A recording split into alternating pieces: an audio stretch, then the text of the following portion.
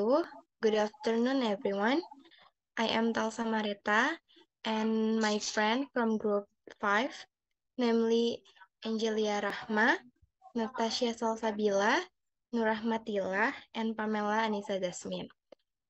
We will present phonetics and phonology material. The first material will be delivered by Nurrahmatillah.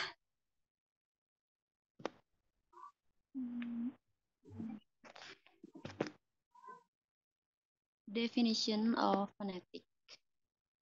The study of speech, sound, and their physiological production and acoustic quality. Fonologi merupakan ilmu tentang suatu sistem dalam sebuah bahasa. Ilmu ini adalah salah satu dari cabang linguistik yang berhubungan dengan cara pengucapan suatu bahasa. Definition. Phonology, the science of speech sound, include especially the history and theory of sound change in a language or into more related language. Fonetik adalah ilmu yang membahas bagaimana suatu suara bisa membentuk menggunakan beberapa bagian tubuh, yaitu bibir, gigi, lidah, faring, dan paru-paru. Ilmu ini hanya membahas mengenai hubungan antara bagian tubuh yang menghasilkan suara. And now we will explain about area of phonetic. In study phonetic, you will recognize three types or phonetic include which study the way sound are formed. Audio phonetic, which study the way a language by listener, and acoustic phonetic. 1. Articulation phonetic. Articulation phonetic refers to the aspect of the phonetic which look at how sound of speech are made with the organ of the vocal tract. Yaitu merupakan cabang fonetik yang mempelajari mekanisme alat-alat ucapan bekerja dalam menghasilkan bunyi ujaran dan bagaimana bunyi-bunyi itu diklasifikasikan. Yang kedua, acoustic phonetic. Acoustic phonetic is the study of the physical property of the speech and aim to analyze sound, wave, size, the depth of within speech to varying amplitude dan duration. Mempelajari bunyi bahasa sebagai peristiwa fisis dan menyelidiknya dari segi frekuensi, getaran, amplitudo, dan intensitas, dan timbre. Yang ketiga, auditor phonetic. Auditor phonetic will be interested in the ability of the person to perfect and compress the subtle difference in the sound. Merupakan mekanisme penerimaan bunyi-bunyi bahasa oleh telinga. Perhatian umumnya adalah pada persepsi gelombang-gelombang bunyi dan telinga pendengaran, baik yang berkenan dengan fisiologi telinga dan alat-alat dengar yang terkait, maupun berkenan dengan psikologi persepsinya.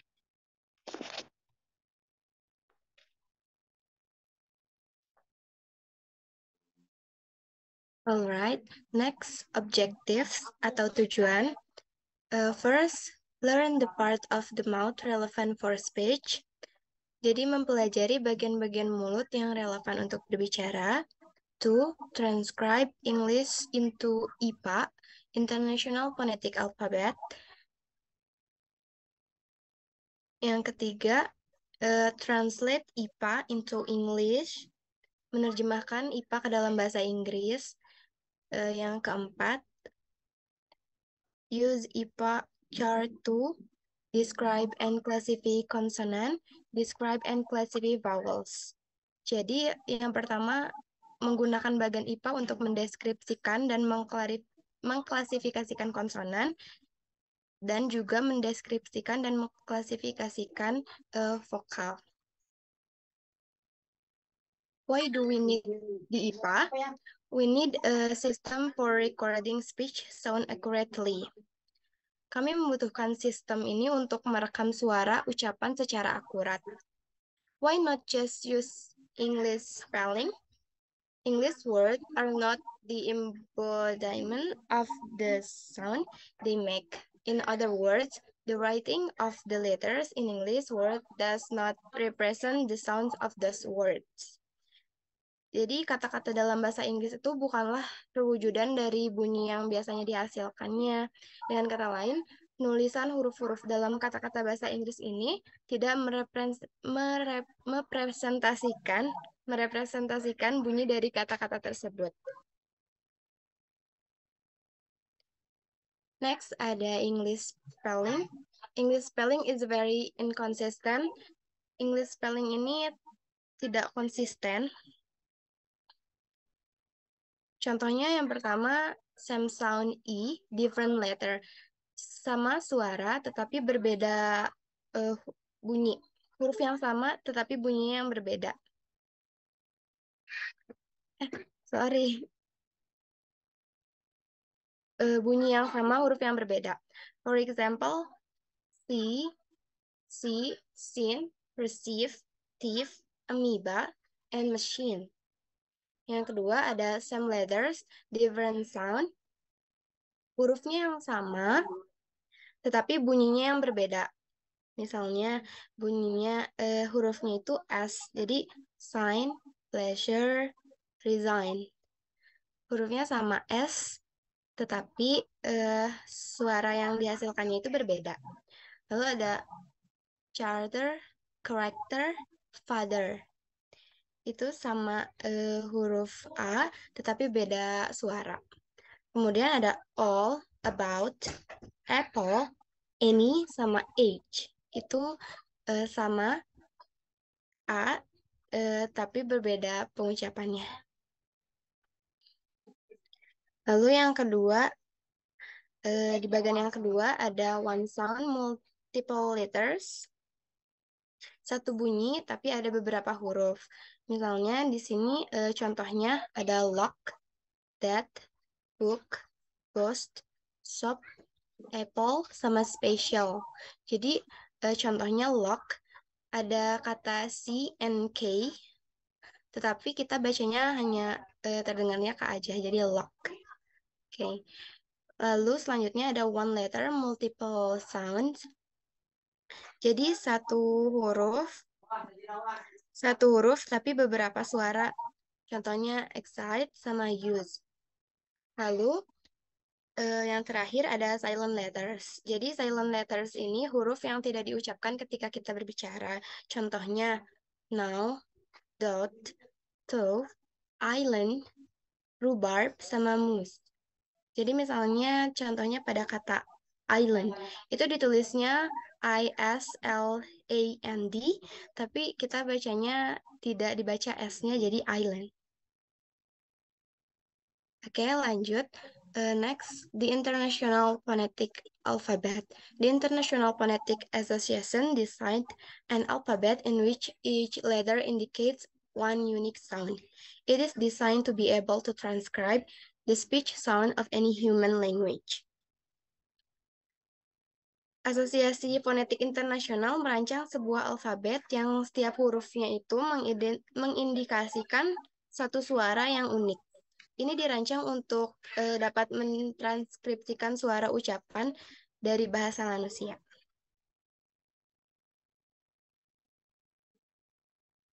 The next material will be explained by Natasha. Okay. Now, consonant, larynx, voiceless or voice. The larynx is located in the throat. It is an intricate combination of muscles and cartilage, although it is capable of a number of different movements. We will only consider two. Voiceless, the vocal folds are pulled apart so that they do not vibrate. Void, the vocal folds are pressed lightly together so that they do vibrate. You can feel whether or not your vocal folds are vibrating by placing your hands against your throat while making a speech sound. Do not whisper, though whispered sounds are all voiceless. Jadi larynx atau voiceless or voice, larynx terletak di tenggorokan. Ini adalah kombinasi otot dan tulang rawan yang rumit. Jadi laring itu terbagi menjadi dua gerakan, yaitu tidak bersuara dan bersuara. Voiceless atau bisa dibilang tidak bersuara adalah lipatan vokal yang ditarik terpisah sehingga tidak dapat bergetar. Kemudian voiced adalah arti bersuara, lipatan vokal ditekan secara perlahan sehingga bergetar. Next, Kak.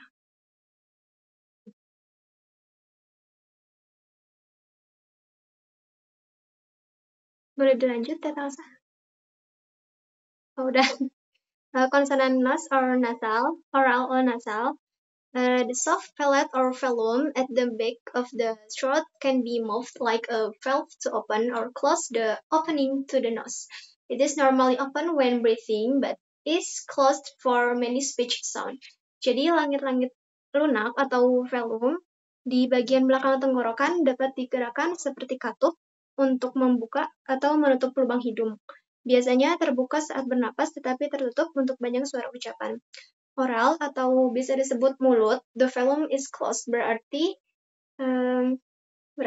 velumnya tertutup, atau velum itu lubang tenggorokan, berarti lubang tenggorokannya tertutup. Nasal, the velum is open, berarti hidungnya terbuka, velumnya terbuka. Next step.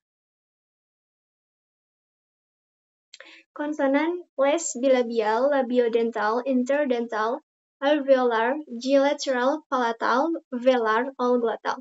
The mouth can be narrowed in many places by the lips and tongue. The place of a speech sound describes where the mouth is narrowest. Jadi mulut bisa menyempit di banyak tempat oleh bibir dan lidah. Tempat bunyi ujaran menggambarkan di mana mulut tersempit, atau tempat bunyi ujaran mengacu pada lokasi khusus di saluran vokal di mana penyempitan paling sempit terjadi saat menghasilkan bunyi tersebut. Bunyi ujaran yang berbeda dihasilkan dengan menyempitkan atau membatasi area tertentu di dalam mulut, seperti bibir, lidah, gigi, atau langit-langit mulut. Variasi dalam penempatan penyempitan ini menghasilkan produksi fonem-fonem yang berbeda dan berkontribusi pada bunyi yang berbeda dalam bahasa-bahasa yang berbeda. Bilabial, the lips are moved together. Bibir digerakkan bersamaan. Labiodental, the bottom lip is moved toward the upper teeth. Artinya, bibir bawah digerakkan ke arah gigi atas. Kemudian interdental, the tongue is moved toward the upper teeth. Jadi interdental, lidah digerakkan ke arah gigi atas. Next, Kak.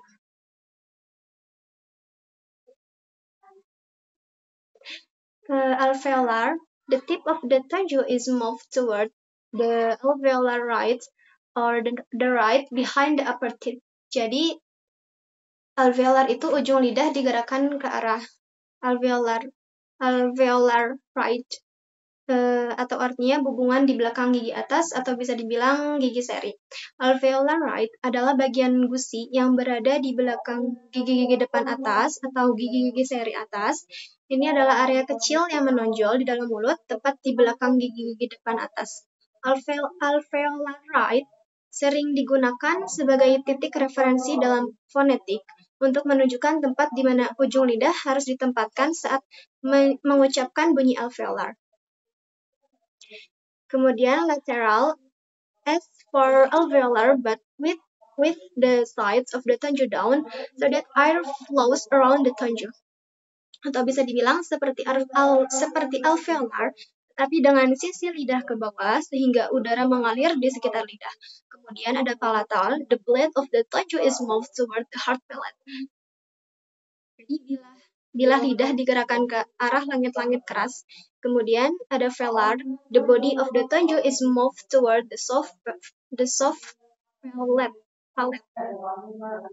Tubuh lidah digerakkan ke arah-arah langit lunak dengan bagian tengah lidah. Kemudian ada glottal, the vocal folds are moved together. Atau bisa dibilang, pita suara digerakkan bersamaan dan menciptakan penyempitan sempit di tingkat glotis. Glotis itu adalah area tenggorokan yang terdiri dari pita suara dan celah di antara mereka. Next, Kak. Bisa dilihat di sini ada gambar place konsonan atau tempat konsonan. Tempat tersebut mencakup berbagai area di mulut dan tenggorokan, di mana ada penyempitan atau konstruksi saat mengucapkan suara. Beberapa contoh tempat konsonan termasuk bibir or bilabial, gigi atau bisa disebut dental, lidah atau lingual, langit-langit keras atau palatal, langit-langit lunak atau velar, dan glotis. Kemudian, dalam penentuan tempat konsonan, terdapat interaksi antara bagian-bagian tertentu dalam mulut dan tenggorokan yang menciptakan perbedaan dalam produksi suara. Perbedaan dalam tempat konsonan memberikan variasi bunyi dan fonem dalam bahasa yang berbeda.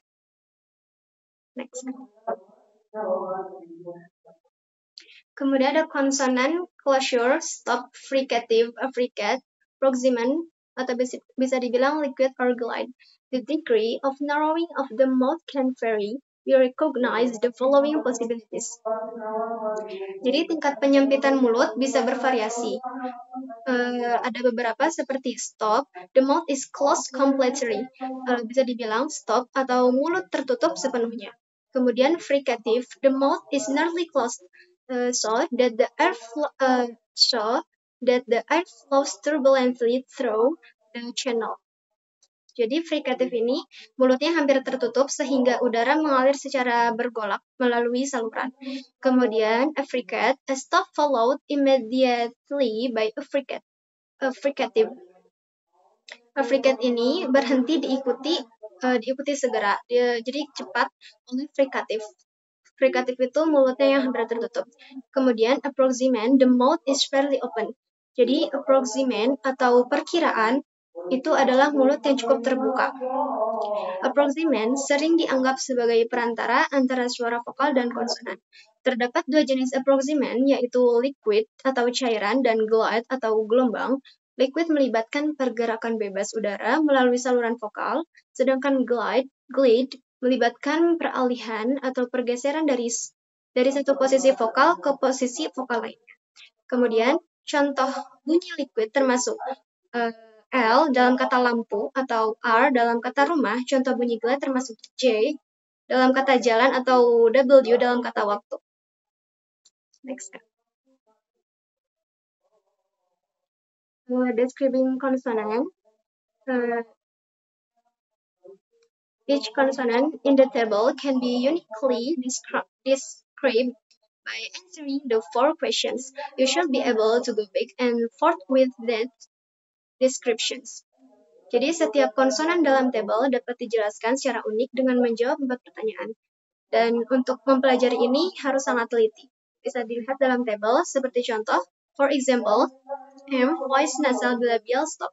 Atau bisa dibilang, voice nasal bilabial stop adalah bunyi konsonan yang dihasilkan dengan menutup lengkung bibir atau bilabial untuk menghentikan aliran udara, sambil membiarkan udara keluar melalui hidung.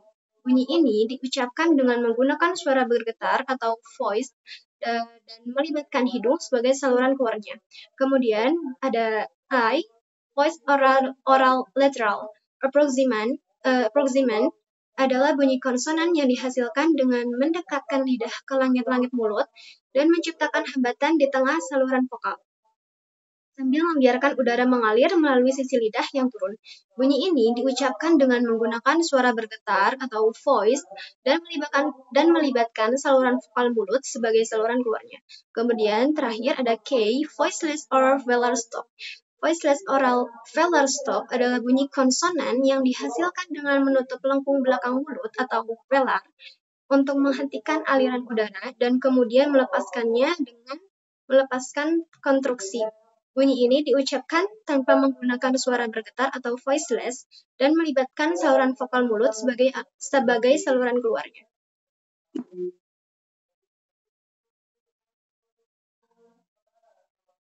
Vowels. Height, mid, or low. The body of the tongue can be moved up or down within the mouth. Height. The body of the tongue is moved up. Mid, the resting position for the body of the tongue. And low, the body of the tongue is moved down. Jadi, tubuh lidah dapat digerakkan ke atas atau ke bawah di dalam mulut. Untuk bagian yang atas, tubuh lidah digerakkan ke atas, lalu untuk bagian mid, posisi istirahat badan lidah, dan low, badan lidah digerakkan ke bawah. Next. place, front, central, or back. The body of the tongue can also be moved toward the front or back of the mouth. Front, the body of the tongue is moved forward. Central, the resting position for the body of the tongue. Back, the body of the tongue is moved backward. Jadi badan lidah juga dapat digerakkan ke arah depan atau ke belakang mulut. Front, yaitu posisi tubuh lidah digerakkan ke depan. Central, yaitu posisi istirahat badan lidah. Dan back adalah posisi badan lidah digerakkan ke belakang. Next. Lips, unrounded or rounded. The lips can be moved independently of the tongue. This is not exploit very much in English. Germany and French have a wider array of surrounded vowels. Unrounded, the lips are not rounded. The resting position for the lips rounded, the lips are rounded. Bentar, wait.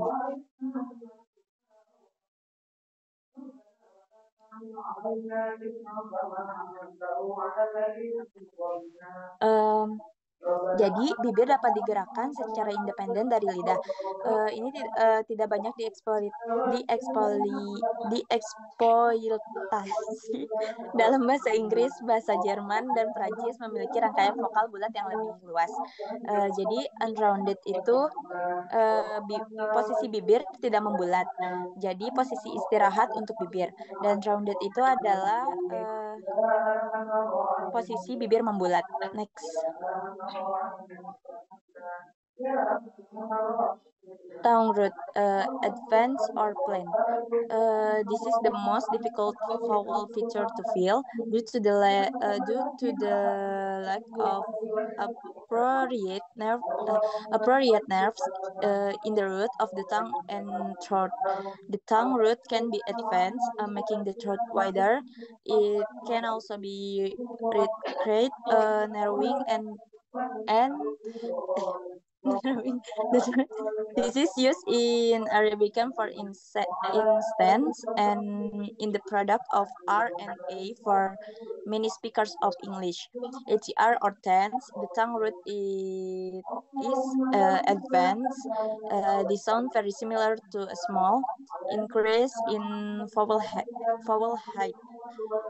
Plain or legs, the resting position for the tongue root. Jadi tongue root itu adalah ciri dari vokal yang paling sulit untuk dirasakan karena kurangnya saraf yang sesuai di pangkal lidah dan tenggorokan. Akar lidah bisa maju, membuat tenggorokan lebih besar, itu juga dapat ditarik kembali menyempitkan tenggorokan. Ini digunakan dalam bahasa Arab, misalnya dalam produksi pengucapan R dan A untuk banyak penutur bahasa Inggris. Lalu HER atau tense itu adalah akar lidah maju. Ini terdengar sangat mirip dengan peningkatan kecil dalam vokal. Lalu plain atau legs adalah posisi istirahat untuk akar lidah. Next. Alright. Earlier, we have heard vocal materials or vowels materials from Pamela. And last, who will deliver the material is Angelia Rahmanugraha.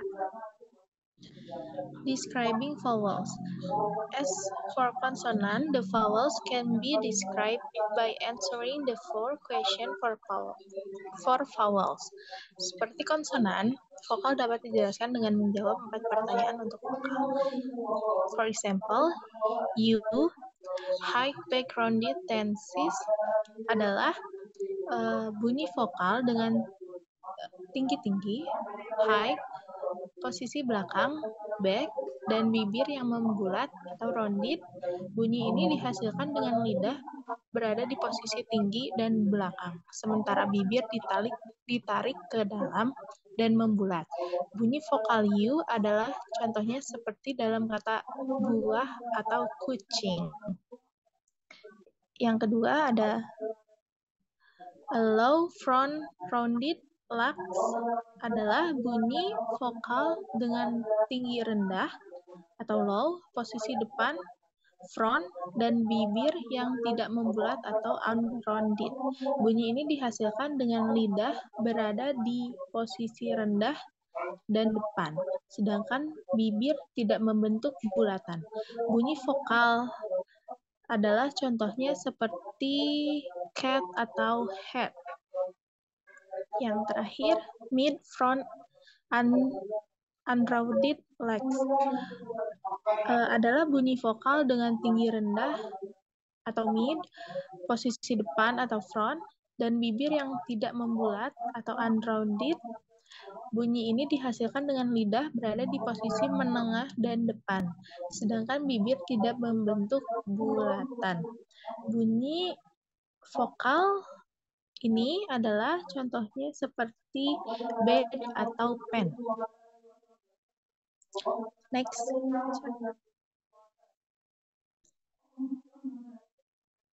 Skua, setiap fitur vokal. Skua, each of the vowel feature is defined as a deflection from the resting position of the lips and tongue.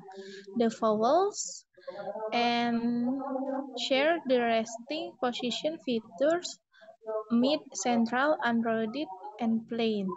They are distinguished in English transcription by stress is used for stress vowels, as in but is used for in stress vowels as in between. Setiap fitur vokal didefinisikan sebagai defleksi dari posisi istirahat, bibir, dan lidah. Vokal seperti huruf A dan berbagi fitur posisi istirahat, tengah, tidak bulat, dan polos. Mereka dibedakan dalam transkripsi bahasa Inggris dengan penekanan. Bunyi ini memiliki karakteristik sebagai vokal sentral dengan mulut terbuka sedikit dan lidah dalam posisi netral. Skua sering terjadi pada suku kata yang tidak ditekankan atau dalam posisi yang tidak menonjol dalam kata. Digunakan untuk vokal yang ditekankan seperti pada but. Kalau yang seperti huruf E terbalik digunakan untuk vokal tanpa tekanan seperti dalam between. Next, ya. Beyond English. The empty cells in the table represent possible speech sounds that are not used in English. For example, it is possible to make a voiceless bilabial oral fricative and a high back-rounded vowel, as in the name of the Japanese mountain. The features for consonant and vowels can be combined also to yield sounds such as nasalized vowels or front consonant. This often arises from articulation between vowels and consonants, and it will be discussed further in advanced level of linguistic phonology. Sel-sel kosong dalam tabel mewakili kemungkinan bunyi ucapan yang tidak digunakan dalam bahasa Inggris. Misalnya, dimungkinkan untuk membuat frikatif lisan di bibir tak bersuara dan vokal belakang tinggi tidak bulat, seperti pada nama gunung Jepang. Fitur untuk konsonan dan vokal dapat digabungkan juga untuk menghasilkan bunyi seperti vokal nasal atau konsonan depan. Hal ini sering muncul dari koartikulasi antara vokal dan konsonan dan akan dibahas lebih lanjut dalam linguistik tingkat lanjut, yaitu fonologi. Next. The last one is summary. Phonetic is not limited to studying only one particular language, while phonology can be learned limited to only one language. Phonetics studies how sound is produced, while phonology studies the different forms of sound in different languages. Phonetic focus more on descriptive linguistics, while phonology focus more on linguistic theory. Phonology studies focus on how to pronounce sounds, while phonetic is the result of pronouncing sounds in the form of sounds and being used as a tool for communicating. Fonetik tidak terbatas pada mempelajari satu bahasa tertentu saja, sedangkan fonologi dapat dipelajari terbatas pada satu bahasa saja.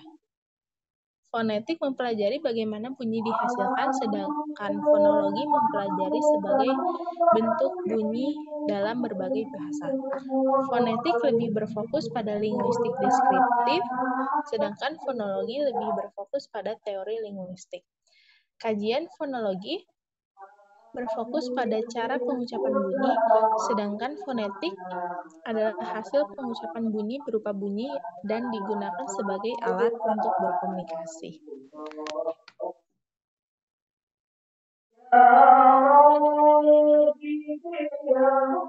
Alright, that's all from us. Sorry if there are many shortcomings. Assalamualaikum warahmatullahi wabarakatuh. Waalaikumsalam warahmatullahi wabarakatuh. Warahmatullahi wabarakatuh.